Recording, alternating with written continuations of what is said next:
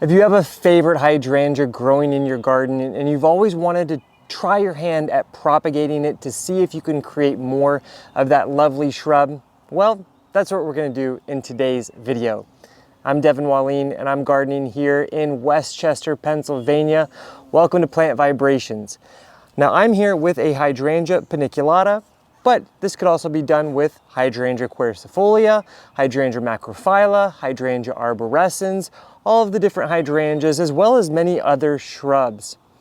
What we're going to be doing, we're going to be taking what is called softwood cuttings of our hydrangea shrub, and this is going to allow us to create more of this beautiful plant. Now I'm here in the middle of May, and this is the best time for me in my zone to be taking these cuttings. As you can see, I have lots of fresh growth that have just occurred this season. That's where we're going to be taking our cuttings. We don't want to take cuttings of this matured woody stems, but rather of these fresh green stems that have occurred since the beginning of spring. Now, we also want to take these cuttings before our plants show any signs of producing flower buds. So typically between May and June is a great time to take these cuttings. Now the first thing that we want to do is we want to locate sections of these fresh stems that are about 4 to 6 inches long. I think I'm going to take some from the back of the plant, as these will probably not get enough sunlight to create flowers anyway, so this is a great section to do so. So here you can see I have a stem, and where I'm going to cut right above this leaf node right here, just like that. And it can be a good idea to put that cutting into a little glass of water until you've taken all of your cuttings. Now here's a nice cutting right here, and I will cut it off just like this and add it to the water. And when you're trying to decide which stems to cut, you want to get a cutting that's going to include at least one set of nice buds in here just like this. So I will take this and I will cut it right here. And lastly, this one's a little bit longer as it has 2 sets of buds and then one's on top. Now before you take your cuttings, it's going to be a good idea to have the rest of your materials already ready for you. So what I have here, this is a blend of 2 parts potting mix with 1 part vermiculite. I just have it, I mix it up in here and it's ready to go. You're also going to want a couple of containers. I'm going to put 2 cuttings per container, so I have 2 containers total. And then you're going to want a plastic bag, a large plastic bag, a rubber band, and some chopsticks, as well as some rooting powder. Now you can find a link to this guy down in the description below if you don't have any on hand. Now the next thing I like to do, I like to pre-moisten my mix so it's nice and ready for me.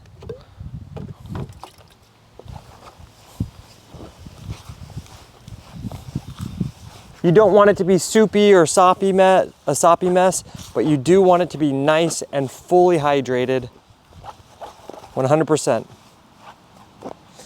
And then if you were to take a handful, squeeze it, that gives a good idea of just how moist it is.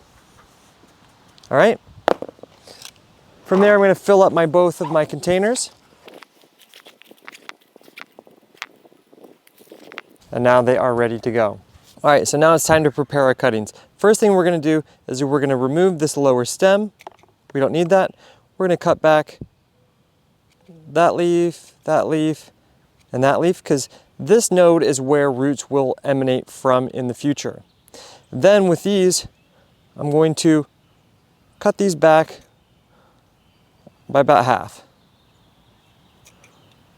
This is going to help with water loss so that not too much moisture is lost while these guys are trying to get rooted. Then I'm going to take them, put them back into this little jar of water. For our longer ones, same process. Remove all of the leaves that might be into the soil mix. And then for these, just remove a little bit of this foliage.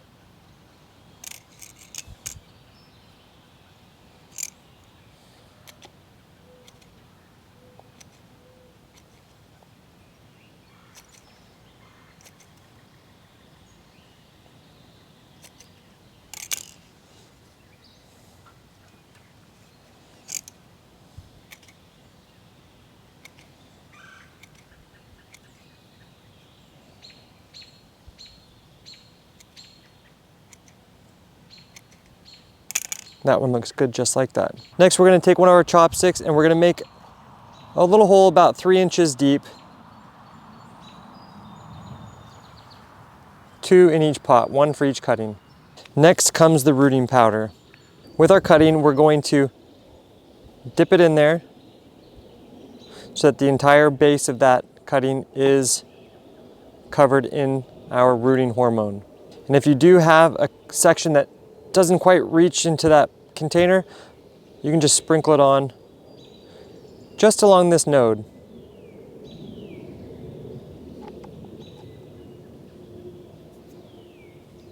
Then from here, we'll put it in.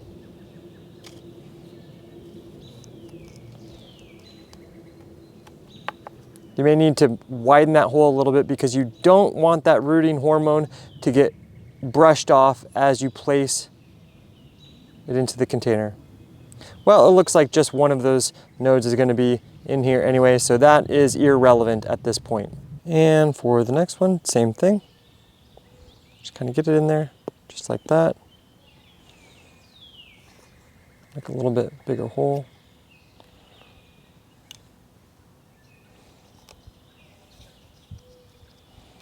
There we go.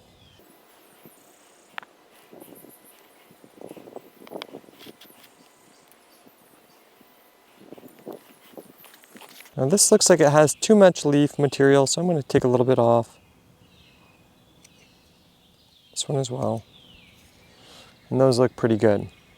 Now we're going to create a mini greenhouse on one of them, and we're going to let the other one just be out without a greenhouse, and we'll see if one of them does better than the other. Total test. So I'll do this one. I'm going to put these chopsticks just like that.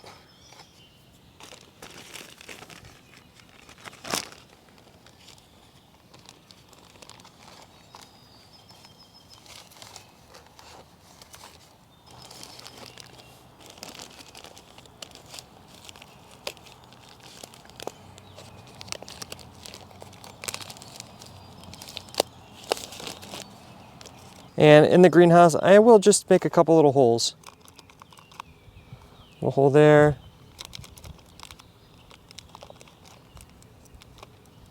A hole there.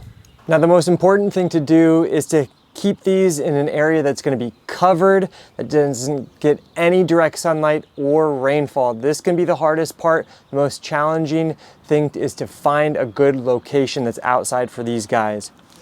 Thankfully, I have this covered front porch on the north side of my home, 0 direct sunlight. So I will keep them just up here.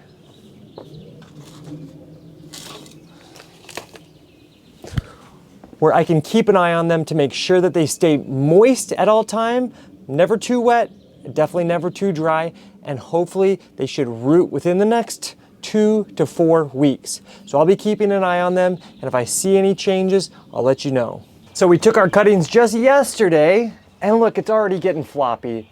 That's okay, don't worry about that. Let it do its thing, just keep an eye on it.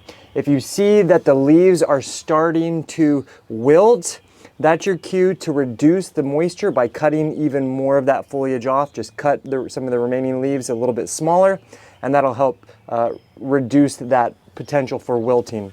But the ones in the greenhouse seem to be looking pretty good still. No flopping yet on those guys. All right, time to check in on our hydrangea cuttings to see how they're doing. Well, the one without the greenhouse didn't make it. But let's open up this greenhouse. You can see all of that moisture that's been trapped in there. I haven't opened this once in the whole time. Let's take a look. Ooh la la. They're both looking fantastic, and I have some new baby leaves that have just started. So that is a great sign. That means it's starting to do well. We're not going to take this greenhouse off permanently yet, but it is definitely noteworthy that the non-greenhouse one didn't make it, and the greenhouse has been doing its job. All right, so it's finally time to take the greenhouse off of our hydrangea. Now, as you can see, there's moisture that's been held inside of that greenhouse this entire time. I haven't even watered it once. So we're gonna take off this greenhouse nice and gently. And how do we know that it's officially ready to be exposed to the air? Well, you can see there's 2 new sets of leaves that are growing out of each of these cuttings. So that means our plants have had the opportunity to create a root system, supply it with enough energy to produce 2 new sets of leaves. So now we can leave our plant. We're gonna keep it in the shade, out of that full sun, but now we're gonna monitor it, ensuring that it stays nice and moist. You know, with the greenhouse, it was nice. It held all that moisture. Without the greenhouse, we'll have to ensure that it never gets totally dry, but we're gonna allow it to get a little bit larger before we're ready to transplant it to the garden or to a container. So throughout the propagation process, the plant has been on this ledge, which is completely covered from any precipitation. It's also completely out of any indirect sunlight. But as you can see, it is starting to really grow. So now that it is starting to grow, I'm going to slowly acclimate it to a little bit more lighting. So I'm going to move the plant just over here at the front of this ledge, where if we get any rainfall, it'll get a little bit of rainfall, but not too much. And it also is significantly brighter. It gets just a little bit of morning sunlight, but nothing too intense. So I'm going to slowly acclimate it more and more to be able to subsist on its own. Well, I've been keeping my hydrangea propagation over here on the garden bed to try to, lock in a little bit of extra moisture, as opposed to on a hard surface, it would tend to dry out a little bit faster. And as you can see, the plant is doing fantastically. It has grown, it's at least like 15 to 18 inches tall now. Lots of fresh, beautiful green growth. This has definitely been a successful propagation, and now I am ready to plant it up. Now, in terms of planting it up, you want to make sure you do so with at least 6 weeks before your first frost date. Chances are, if you follow this process in the springtime, you'll finish around, I'm here in the beginning of August here in zone 6B, 7A. And so I can plant this out right now, or I can wait a little bit longer. And that's about it. Now you know how to propagate your hydrangeas from little stem cuttings and create a brand new plant.